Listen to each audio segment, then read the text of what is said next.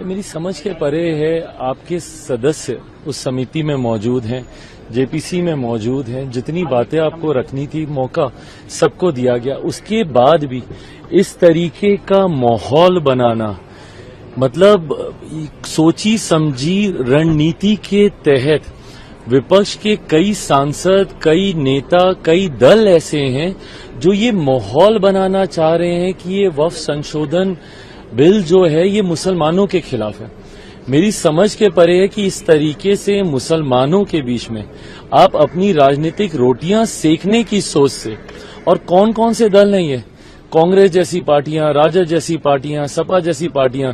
Sachar committee की report 2006 में आई थी मुसलमानों के हालातों को बताती हुई। 2006 से पहले अधिकांश समय किन लोगों की सरकारें थी? केंद्र की अगर आप बात कर लें, कांग्रेस और कांग्रेस समर्थक सरकारें थी। मैं अगर अपने राज्य बिहार की बात करूं तो 15 साल तक लगातार राजद की सरकार थी। उसके बाद भी मुसलमानों के हालात इतने बदतर थे।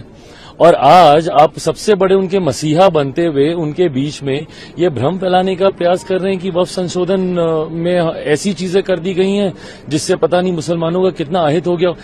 इस सरकार की सोच है कि एक गरीब मुसलमान को भी, मुसलमानों में भी ऐसे वर्ग से आने वाले लोग जो अभी भी मुख्यधारा के साथ नहीं जुड़े हुए, सबको बराबरी का हक मिले। जितने संशोधन हैं उस सोच के साथ किए जा रहे हैं, और बिना मतलब अभी तक पार्लियामेंट में ये आया नहीं, इसके ऊपर चर्चा नहीं।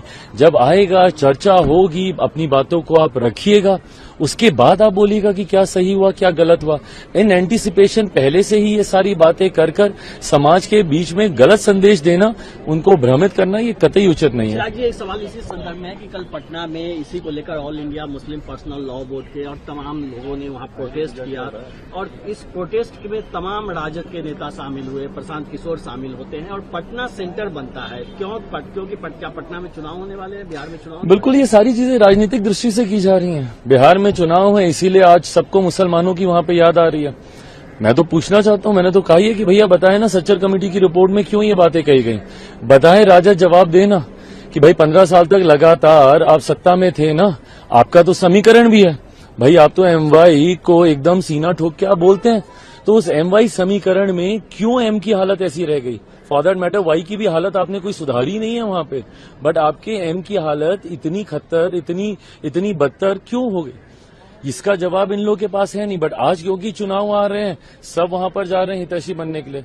और ताज्जुब तो मुझे कई ऐसे मुस्लिम धार्मिक संगठनों से भी है कि भाई आप मुझ पे तो सवाल उठा देते हैं, आप एक ऐसे बेटे पे सवाल उठा रहे हैं जिसके पिता ने अपनी पार्टी को समाप्त कर दिया 2005 में मुस्लिम मुख्यमंत्री बनाने की बात कर।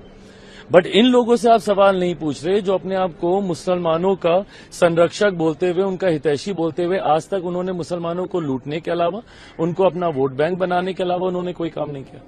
अगर आप ये वीडियो YouTube पर देख रहे हैं तो हमारे चैनल को सब्सक्राइब करें और बेल आइकन को दबाना ना भूलें। अगर आप Facebook पर ये वीडियो देख रहे हैं तो हमारे पेज को लाइक करें।